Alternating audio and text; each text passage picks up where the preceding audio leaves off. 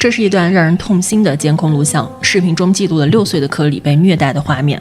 而这件事情就发生在一家健身房。刚开始一切都很正常，一名男子和科里在健身房里各自锻炼。可突然这名男子走上前来，他提高了跑步机的速度和坡度，6岁的科里显然无法跟上，直接就被甩出了跑步机。男子毫不关心科里是否受伤，而是拽起科里，强行把他扔回高速运转的跑步机上。这还不算完，期间他竟然还狠狠咬了科里的脑袋，就像在泄愤一样。单看这个视频，你可能会觉得这是哪个健身房里的黑心教练，可实际上呢，这名男子就是科里的亲爹。从左上角可以看到，视频监控的时间是2021年3月20日，而仅仅在半个月后，科里就死在了他爹的手上。科里出生于2014年5月1日，他母亲叫布里安娜。这姑娘在17岁的时候就生下了科里，那时候她还是个高中生，自己都还是个孩子，却独自承担起了抚养责任。一开始科里的父亲压根就不在身边，科里都不知道自己的父亲是谁。布里安娜和科里住在新泽西州，因为她高中还没有毕业，所以就和母亲丽贝卡以及其他家庭成员住在一起。在科里生命的头5年里，完全是由母亲在抚养，所以母子俩的关系亲密无间。So guys, this is my mommy and your... 科里这个小家伙非常聪明，而且就像其他孩子一样，对什么都保持着好奇心。What is the fifth planet from the sun? It is big. It is made of gas. It is Jupiter. 布里安娜把儿子照顾得很好，对于科里来说，生活本来很美好。大概在科里4岁的时候，布里安娜的母亲就鼓励他去做亲子鉴定，因为这样就能从孩子父亲那儿得到点经济上的帮助，也能让科里有机会认识他爸爸。一开始布里安娜并不乐意，她就想着保持现状就很好了。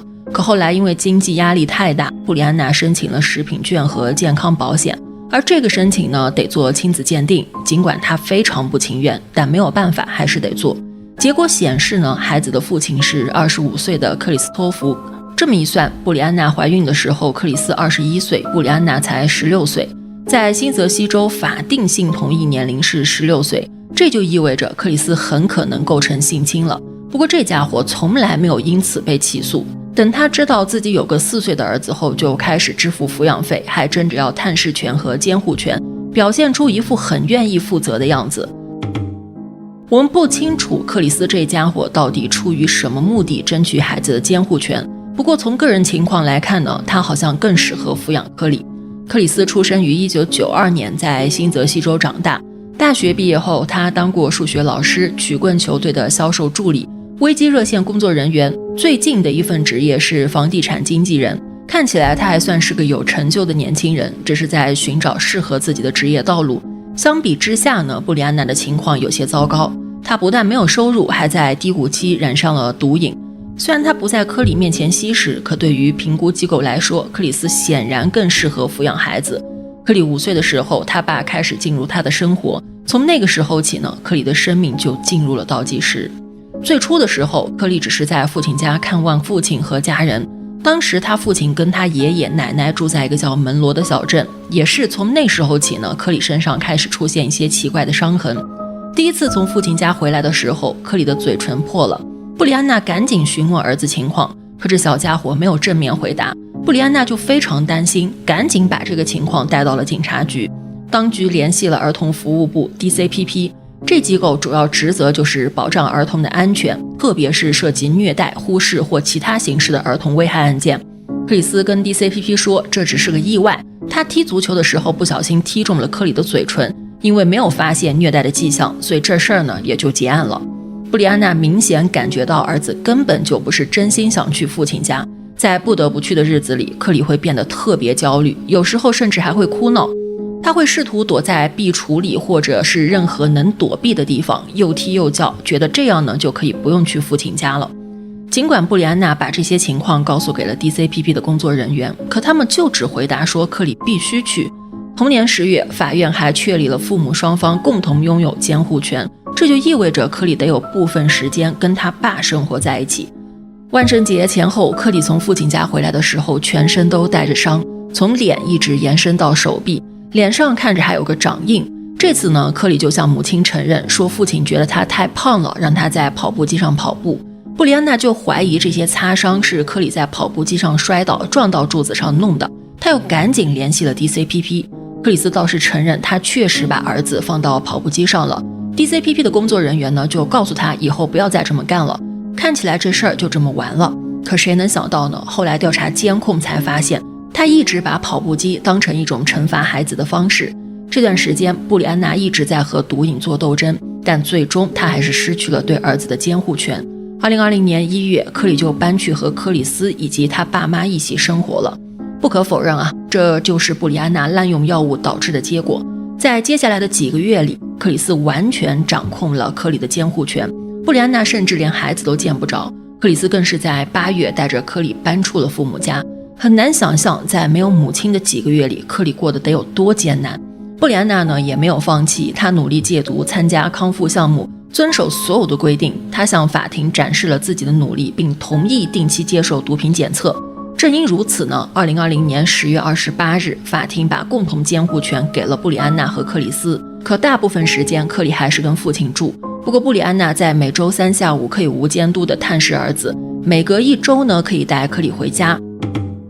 布里安娜每次接孩子回来都能看到克里身上几乎带着伤，克里还拒绝向妈妈解释原因，这明显就有问题。布里安娜立马跑去质问克里斯，这家伙呢就说是意外，还说没啥可担心的。可布里安娜觉得不对劲，她立马拍下克里的伤，然后提交给 DCPP。 结果这一次呢 DCPP 又失职了，他们什么也没干。2020年7月，布里安娜又交了一份报告。这次科里回家的时候，不但有淤伤和擦伤，还有2个黑眼圈，身上还有看着像咬痕的伤。这次报告之后， DCPP 可算是有点行动了，他们决定要采访科里，看看这小家伙会不会说出到底发生了什么。但这个采访呢，竟然是在克里斯家进行，这能问出什么呢？可以想象，之前对最亲近的妈妈都不敢说，更别提这次在克里斯家的采访了。对于一个小男孩来说，那肯定会害怕呀，所以不配合也不难理解。布里安娜在知道这个细节后非常生气，她赶紧通过电子邮件向 DCPP 表达自己的不满。自从克里斯进入科里的生活后，布里安娜先后向警察和 DCPP 发出了100多次警报，可始终没有得到重视。布里安娜受够了，在2021年3月31日，她申请了紧急监护权，简直就是在恳求法庭把科里的全部监护权判给她。当被问到原因的时候，她直截了当地说，不单单是为了保护儿子免受虐待，她更担心儿子的生命安全。这时候呢 DCPP 的一名工作人员就建议布里安娜带科里去看儿科医生。布里安娜赶紧预约了4月1日下午5点的医生。白天科里跟他爸在一起，布里安娜在4点半左右接到儿子。当时科里看起来很正常，而且也很开朗，不过身上还是有些淤伤。儿科医生给他做了检查，评估后觉得他应该去医院做进一步检查。值得注意的是，在这次就诊中，科里跟医生说，他身上的一些淤伤是被强迫在跑步机上跑步摔倒弄的。医生就问科里原因，科里回答是因为爸爸说他太胖了。说完这些呢，科里非常害怕，并且开始哭泣，还要求医生保证不会告诉给任何人。这就让我想到了 DCPP 之前的家访，他们不但没有帮到科里，说不定还让科里在他爸家过得更加艰难。离开儿科医生办公室后，布里安娜直接带科里去了附近的社区医疗中心。等他到医院的时候，已经是晚上6、7点了。可这就成了个问题，因为他和科里在一起的时间是有限的，他应该在晚上7点半左右把科里送回给克里斯。随着时间1分1秒的过去，克里斯开始给布里安娜疯狂的发短信。晚上7点26分的时候，克里斯问布里安娜在什么地方。一开始呢，布里安娜没有回复，克里斯呢就非常生气，不停的发短信，不停的问。最后布里安娜没有办法了，如实的说他们在医疗中心，还解释说是因为 DCPP 的一名工作人员让他这么做的，并且表示检查完就送科里过去。与此同时呢，科里在急诊室接受检查，医生们建议布里安娜带科里去附近的一家医疗中心，因为那边有专门的儿科虐待专家。于是整个晚上科里看了一个又一个医生，又是做血液检查，又是做 X 光检查，就是为了确认有没有内部损伤。大约在晚上8点半的时候，克里斯的电话越来越频繁。尽管他们是在医院，但克里斯并不接受，他告诉布里安娜赶紧离开医院，把科里带回他家。布布里安娜就让他闭嘴，她觉得儿子得经过检查和许可才能离开。他就质问克里斯，你作为一个父亲，难道不想让他得到医疗照顾吗？除非你有什么别的原因。这时候呢，两个人的短信一下子就变成了一场激烈的争吵。后来布里安娜的手机没有电了，将近午夜才充上电。等他联系上克里斯的时候，这个家伙已经睡着了。4月2日凌晨1点半左右，科里的所有检查结果都正常，可时间已经很晚了。